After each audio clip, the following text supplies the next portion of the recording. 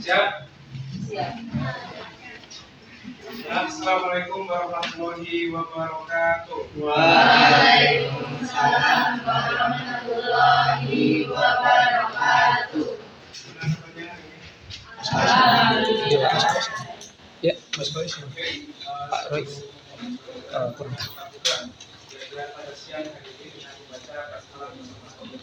Bismillahirrahmanirrahim.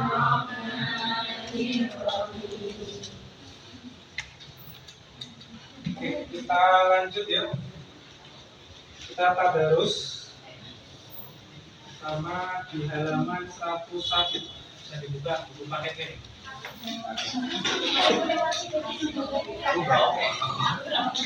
Ya, yang nggak bawa paket. Siapa yang belum dikasih? Dia nggak bawa ya Al-Quran rumah. Bisa pakai aturan ya. Al-Quran surat apa itu?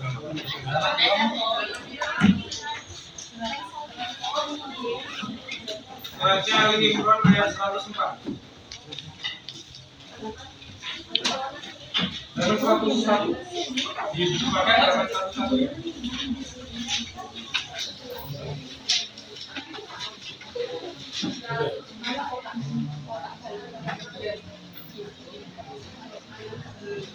Mana ada yang belum ketemu? Sudah?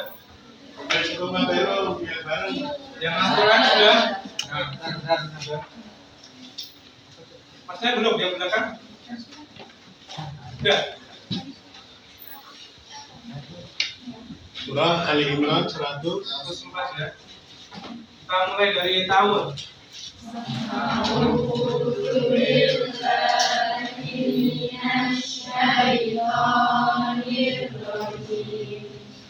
Bismillahirrahmanirrahim.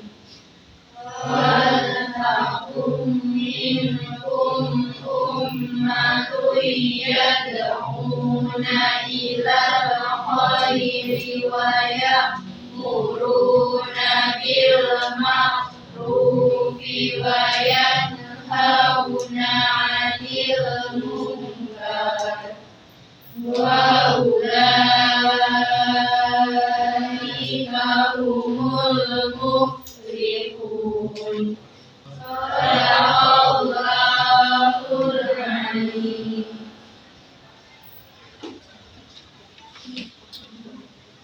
Baik, ini pertama ini kita sesi dulu aja. Sesi dulu yang tidak hadir.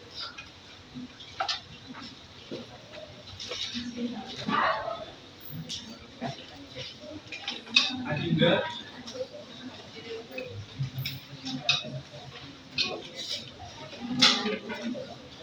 Artinya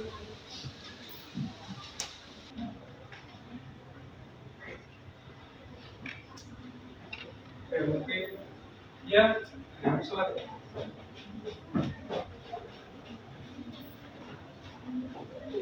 Mungkin untuk perkenalan mungkin di kelas ini sudah ada yang pernah ada mahasiswa berapa yang masuk?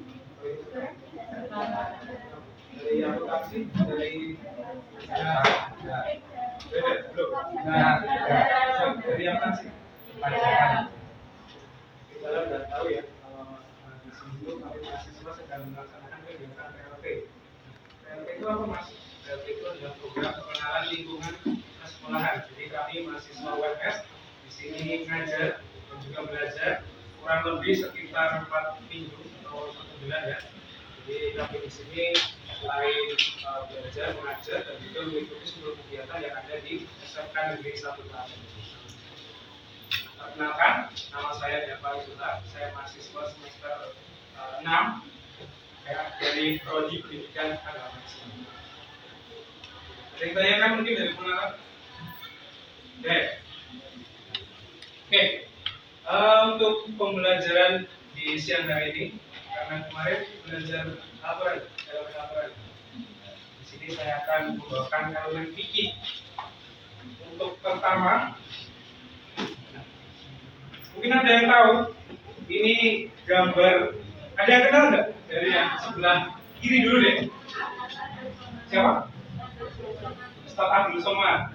Terus yang tengah? Siapa? Ustaz Maulana. Yang paling kanan siapa? Ustaz Dadi. Ada yang tahu nggak mereka itu seorang? Ustaz, apa lagi? Apa?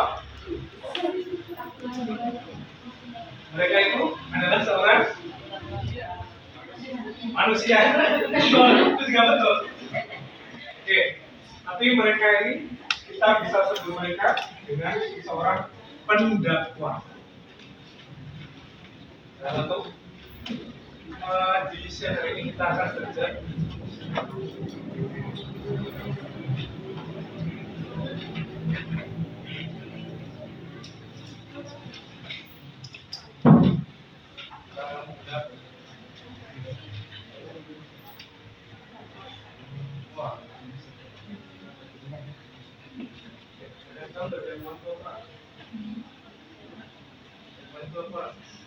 sering dengar kita harus mendapatkan ini.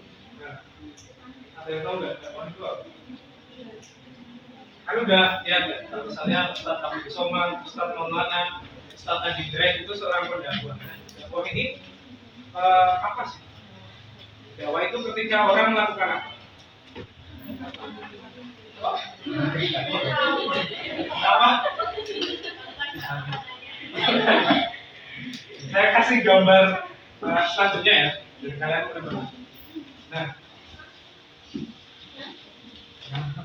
tahu yang paling kiri tahu? Tahu? Yang di rumah Uya gitu. Iya, namanya Umi.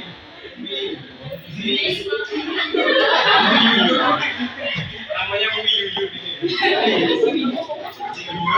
Terus yang tengah ada yang tahu mungkin yang sering lihat Instagram? Enggak. Ya sih.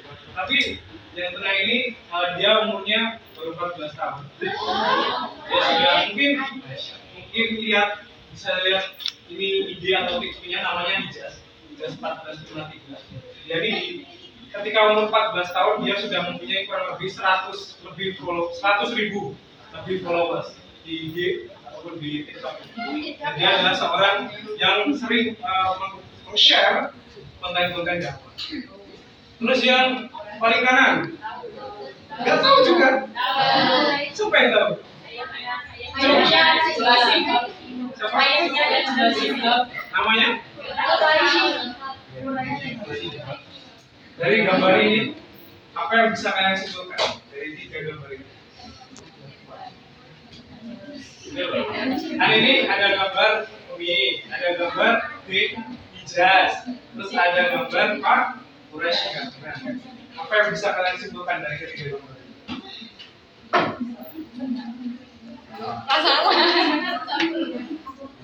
Gini, dari 3 gambar ini bisa disimpulkan bahwasanya dakwah titik.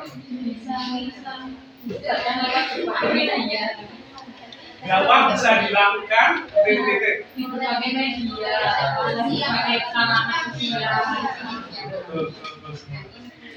Jadi dari ketiga gambar ini kita bisa mengetahui bahwasanya dakwah itu tidak hanya untuk orang tua, tidak hanya untuk laki-laki juga, tapi yang perempuan-perempuan ini juga bisa berdakwah.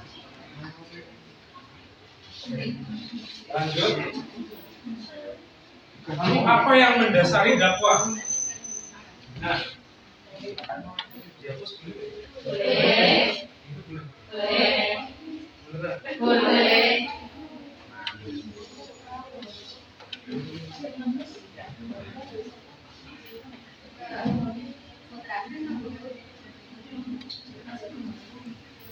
Nah, di dunia ini ada dua macam agama. Yang pertama namanya agama Andi. Yang kedua agama Samawi. Sebelumnya pernah betul nggak dua ini istilah ini? Belum. Ardi di ayat Al-Quran sering kan? Ardi. Ya. Apa? Ya betul, artinya bumi. Kalau samawi? Sama. Jadi agama Ardi ini ada agama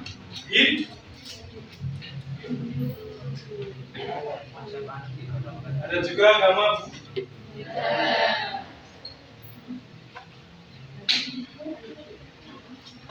Nah ini adalah agama Ardi. Kalau agama Samawi Islam. lagi Kristen.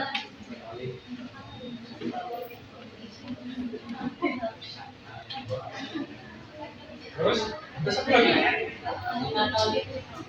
Katolik juga boleh. Katolik sama Kristen ini hampir sama ya. Satu lagi, tak kasih clue. Warnanya biru.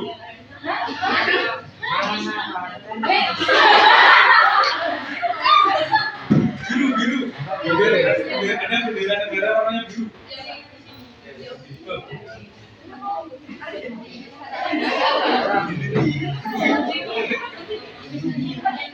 Nah, dari kedua agama ini, agama ini juga bisa diartikan kalau agama Ardi itu agama Darmi. Namawi Abrahami.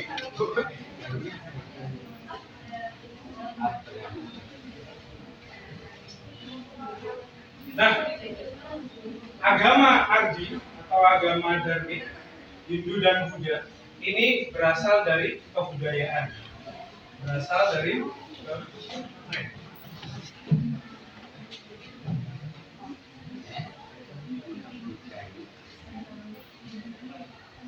kebudayaan dan juga pemikiran.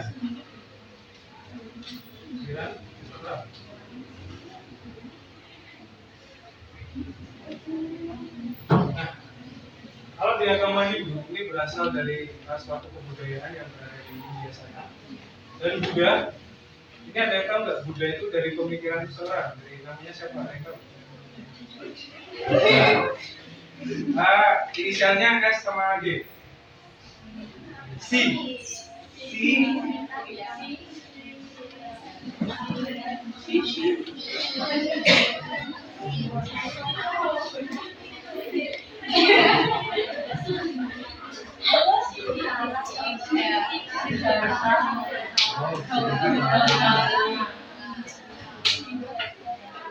Oh iya. Nah, ada yang pernah dengar nggak nama ini? Siddhartha Gautama. Pernah kan? Ini adalah dari pemikiran Siddhartha Gautama ini yang nantinya menghasilkan agama. Dan kalau di agama Ardi itu bagaimana kita mempercayai Tuhan, bagaimana kita mengekspresikan Tuhan itu, bagaimana itu tidak terlalu dipermasalahkan. Yang agama Ardi ini pentingkan adalah yang pertama perbuatan kita di dunia. Nah kalau di agama Hindu dan Buddha, orang tahunya kalau setelah mati itu ngapain? Setelah mati nanti ada apa? Kalau di agama Hindu dan Buddha? Reinkarnasi. Ya, reinkarnasi. Di agama India ada namanya reinkarnasi.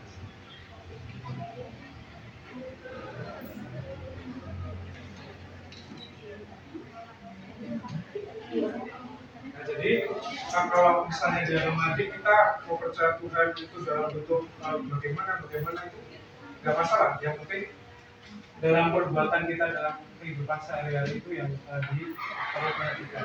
Kalau misalnya kita sering berbuat jahat, ya nanti dalam kehidupan selanjutnya atau di reinkarnasi kita akan hidup dalam keadaan yang susah.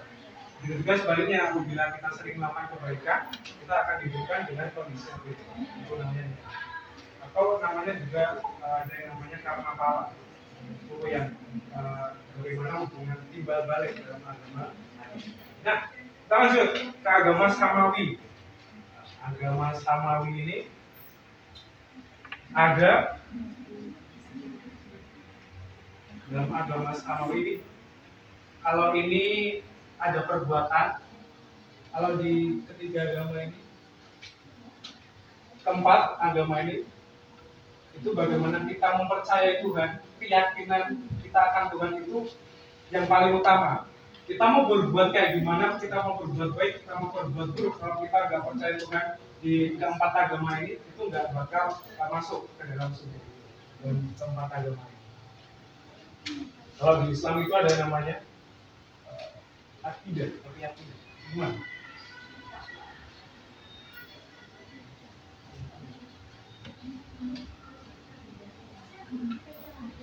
Maka ketika di keempat agama ini percaya bahwasanya di luar agama ini adalah suatu kecelakaan, suatu kerusakan, maka keempat agama ini berlomba-lomba untuk memasukkan orang-orang lain, orang-orang yang berada di dalam kecelakaan itu untuk masuk ke dalam agama-agama ini. Kalau di Islam ada yang namanya apa? Tadi bicara tentang apa ya? Yang awal kita bicara tentang apa tadi? Yang saya tulis di sini pernah tadi. Nah, sama dengan dakwah.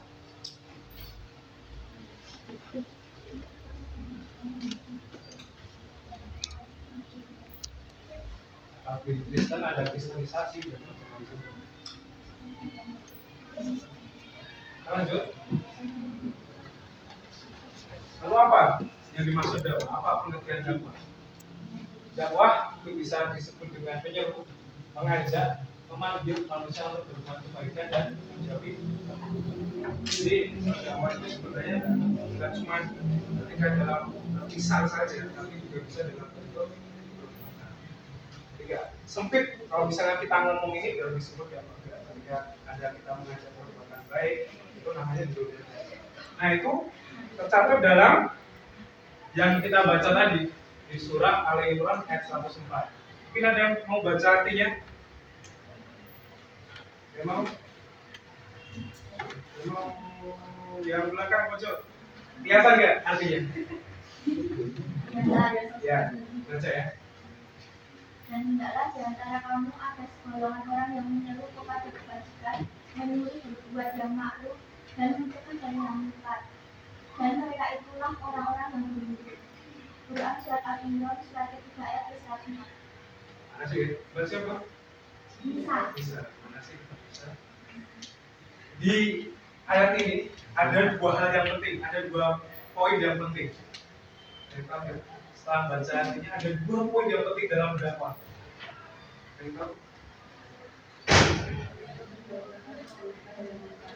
Cung, saya menjawab. Setelah bacanya nanti ada dua poin penting dalam dakwah. Ya.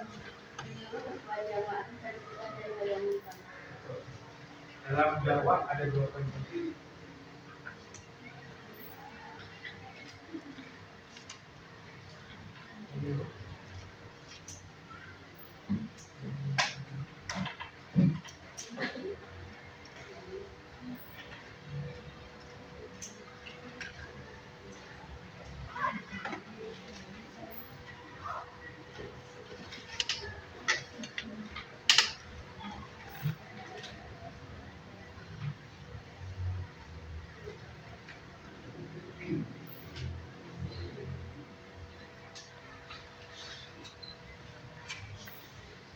Ketika kita berdakwah yang sudah disampaikan tadi bahwasanya ada dua poin penting, yaitu menyuruh kepada yang ma'ruf. Yang ma'ruf ini yang apa? Yang baik kata yang buruk. Dan selanjutnya meningkat. Jadi ketika kita berdakwah itu ya harus melulu tentang kita menyampaikan sesuatu. Ketika kita berbuat baik, misalnya ada teman yang belum sholat, mungkin karena dia kalau di rumah itu sering nggak sholat, dan kita di sekolah ini kita bisa ajarnya pelan-pelan aja, nggak usah terlalu keras atau gimana, tapi kita dengan pelan-pelan. Nah itu sudah termasuk kita berdakwah, termasuk poin ini. Kalau yang muka gimana? Kalau misalnya ada teman sering ngomong kotor, terus kalian cegah, kalian apa ya? Kalau misalnya dia mau tidak mau motor, kalau misal ngomong kotor itu nanti dapat gini dosa gini, itu namanya mencegah. Dan dalam berdakwah itu ada beberapa poin penting, yaitu yang pertama adalah adab dalam berdakwah. Yang pertama hikmah, yaitu ucapan yang jelas, tegas, dan bijaksana. Jadi ketika kita berdakwah itu kalau ngomong ya harus yang tegas, harus bijaksana, dan juga harus jelas. Kalau ngomong ya cuma pelan-pelan itu kan nanti yang belakang-belakang nggak dengar. Jadi kalau bisa ketika berdakwah dengan lisan itu harus dengan jelas dan juga mungkin juga bisa keras dan juga bijaksana. Dan selanjutnya mau'izatul hasanah, yaitu dengan cara-cara persuasif dan edukatif. Persuasif ada yang tahu? Persuasif itu gimana? Iya, persuasif itu mengajak. Ketika kita mengajak, itu enggak sekedar ngajak, ayo, tapi juga harus edukatif. Maksudnya edukatif itu gimana? Ketika kita ngajak ayo, ya kita harus tahu juga kalau misalnya kita ngajak ini, nanti kita dan orang yang kita jadi dapat apa. Kita sampaikan, itu yang namanya edukatif. Terus selanjutnya ada mujadalah, yaitu dengan diskusi dan tukar pikiran. Misalnya kalau cewek-cewek ini kan sering curhat ya kan? Misalnya sering main berdua gitu kan atau bertiga, nanti sering curhat masalah pribadi atau masalah apapun. Dan ketika kita sedang berdiskusi itu kita nggak harus gimana ya? Kalau diskusi kita nggak harus menang sama orang lain itu. Tujuan utama dari diskusi itu adalah kita memahamkan orang yang sedang kita ajak diskusi. Itu ya. Dan selanjutnya ada uswatun hasanah, yaitu sebagai teladan yang baik. Itu seperti yang saya sampaikan tadi bahwasanya dengan perilaku kita tahu bahwasanya dulu itu sahabat-sahabat Rasulullah itu ada yang mungkin tidak hafal sepenuhnya aturan, tapi sahabat-sahabat Rasulullah itu ketika mereka hafal dalil, ketika mereka tahu hadis, mereka itu langsung mengamalkannya, tidak menghafalkan semuanya, tapi ketika dia dapat hadis atau dapat dalil Al-Quran nas itu, mereka itu langsung mengamalkannya. Jadi mereka itu seperti dalil-dalil yang berjalan di kitab ini. Yang untuk adab. Dan selanjutnya ada soal. Ada 5 soal. Satu orang ya. Ini soalnya dikerjakan dulu. Nanti kalau yang satu ini bisa gabung bisa. Ya, tapi gabung ya. Biar kita berdua itu ya. Jadi ini soalnya dikerjakan tapi ya boleh ditulis dulu, boleh ditulis di kertas. Jangan dinamain dulu, boleh ditulis jawabannya nanti di kertas. Terus nanti banyak bisa gabung sana. Oke, ini kerjakan dulu ya. Saya kasih waktu.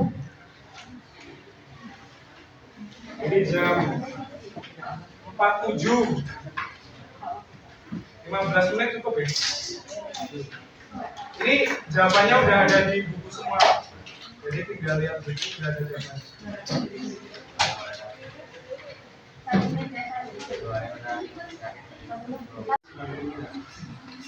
Ini yang satu bisa gabung. Nah terus nanti dipilih satu kertas saja yang nanti dikumpulkan, satu kertas saja ya. Ditulis berarti satu kertas ditulis 2 ran. Paham nggak? Jadi ini kan kalian kerjain sendiri-sendiri. Nah, terus diskusikan sama teman sebagainya. Terus setelah didiskusikan nanti kalian cari jawaban yang paling benar. Nanti mau pakai punya teman atau punya kalian. Terus ditulis nama sebangkunya, 2 orang sebangkunya. Paham? Udah masuk bingung? Udah mau tanyakan? Diskusinya cepat aja, 5 menit aja ya. Buat diskusi, buat sama nentuin nanti yang dikumpulin yang mana.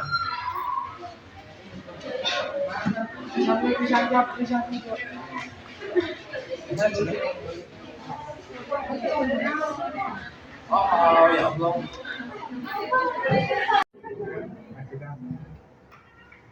Oke, pertama ya, buat nomor 1, nanti nulis maju ke depan. Saya mau Balkis. Mana Balkis? Balkis atau temannya boleh maju. Buat nulis jawabannya nomor 1.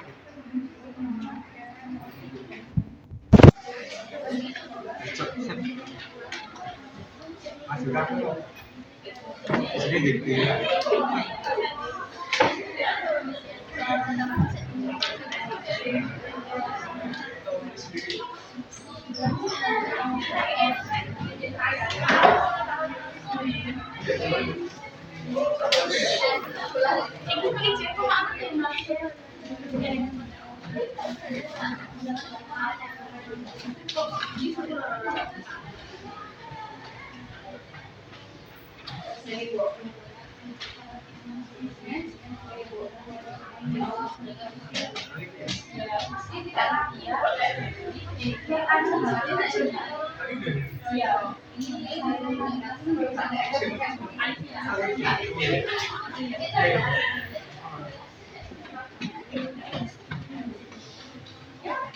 Barang-barangnya rasa lagi apa wah?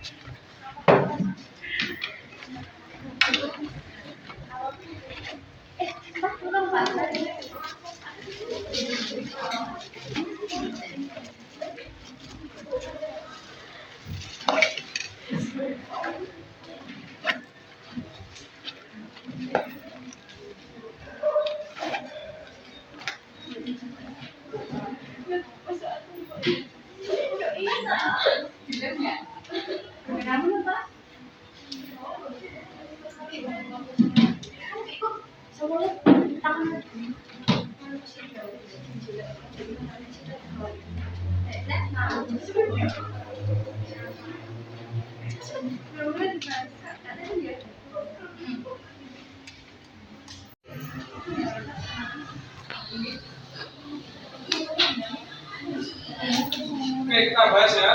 Yang pertama, sasaran dakwah. Jawaban dari siapa ini? Bilqis. Jawaban dari Bilqis. Yang pertama, memberi semangat kepada manusia agar selalu meningkatkan kualitas dan kuantitas amalnya. Nah, jadi sasaran dakwah ini untuk manusia agar tidak hanya meningkatkan kualitas tapi juga memperbanyak atau menambah kuantitas dari amalnya. Benar Mbak Bilqis? Mbak Bilqis. Betul Mbak Bilqis. Betul?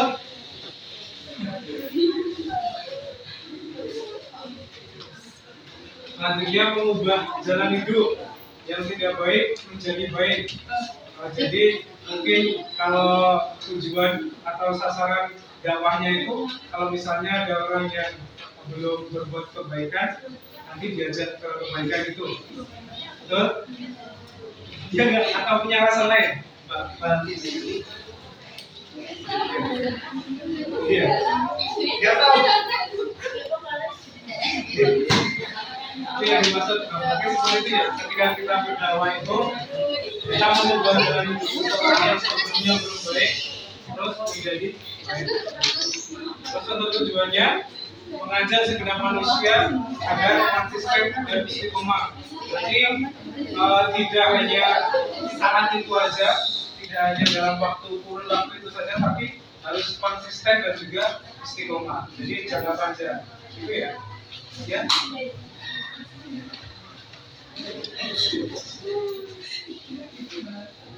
Lalunya syarat. Ini tadi yang jawab Naswa dan Yang pertama dengan kata dan perbuatan. Ya, seperti yang kita sampaikan di awal tadi ya, bahwasanya dakwah tidak hanya dengan lisan, tapi juga dengan perbuatan. Juga memahami objek dakwahnya.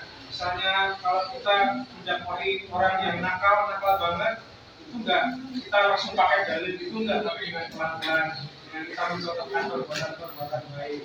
Gitu. Jadi kita harus memahami juga objek dakwahnya, betul ya. Dan yang ketiga, memiliki keberanian dan kecerdasan. Jadi misal seperti yang ada dalam ayat tadi, yaitu mengajak ke yang ma'ruf, lalu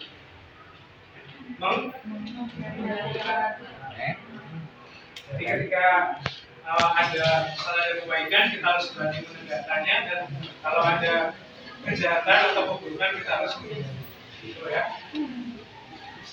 Memiliki ketabahan dan kesabaran dalam berdakwah. Kita dalam berdakwah kita itu nggak bisa langsung berdakwah besoknya jadi baik, itu nggak bisa. Jadi kita dalam berdakwah itu membutuhkan ketabahan dan juga kesabaran. Metode dakwah harus bijak. Seperti apa tadi yang awal kita bicarakan, ada di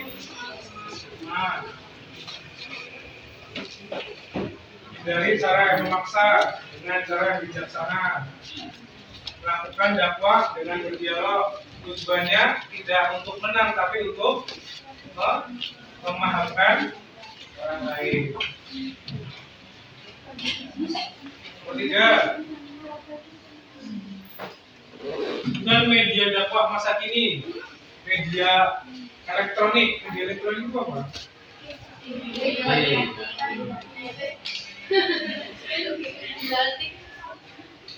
Mungkin ini tiga ini jadi satu ya, media elektronik, TV dan radio. Contoh di TV, tadi ada gambar siapa itu yang di tengah itu? Kalau tiap pagi di Trans TV ada acara apa? Islam itu indah, oke. Saya TV itu ya contohnya ya. Beragam media sosial, kalian sering lihat di TikTok atau di Instagram, ya itu juga ada. Ini bisa, ini internet sama media sosial.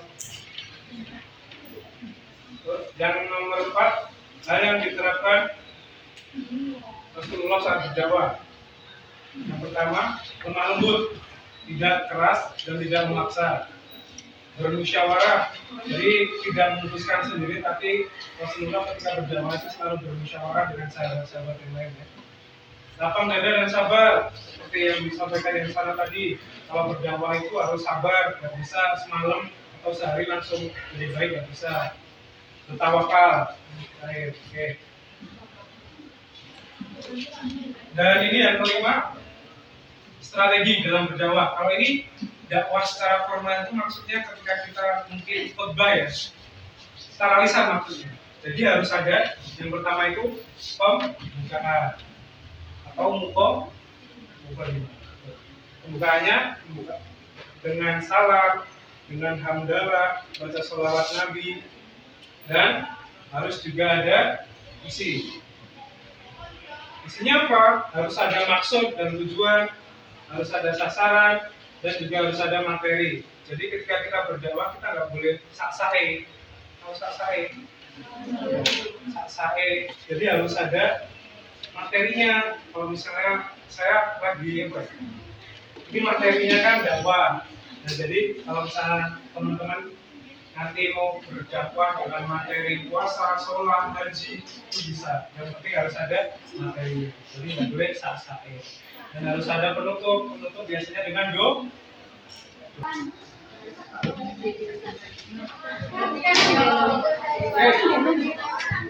Oke, untuk pembelajaran di siang hari ini mungkin cukup ya. Kita bisa mengambil kesimpulan bahwasanya dakwah dalam Islam itu tidak hanya dari lisan, tapi juga dari perbuatan. Jadi mungkin dari kalian jika ingin memulai atau mengajar dalam berdakwah, itu ada dua hal yang penting, yaitu mengajar dalam yang baik, mengajar kebaikan, dan juga menghindari kemungkaran. Mari kita akhiri iman kita pada siang hari ini, sore hari ini dengan membaca Alhamdulillah dan doa kafaratul. Alhamdulillahi Rabbil Alamin. Subhanallahumma wa bihamdika asyhadu an la ilaha illa anta astaghfiruka wa atubu ilaik. Sekian semoga kita dapatkan atas dari keberkahan kita yang lain. Dan saya mohon maaf apabila ada salah. Assalamualaikum warahmatullahi wabarakatuh. Waalaikumsalam warahmatullahi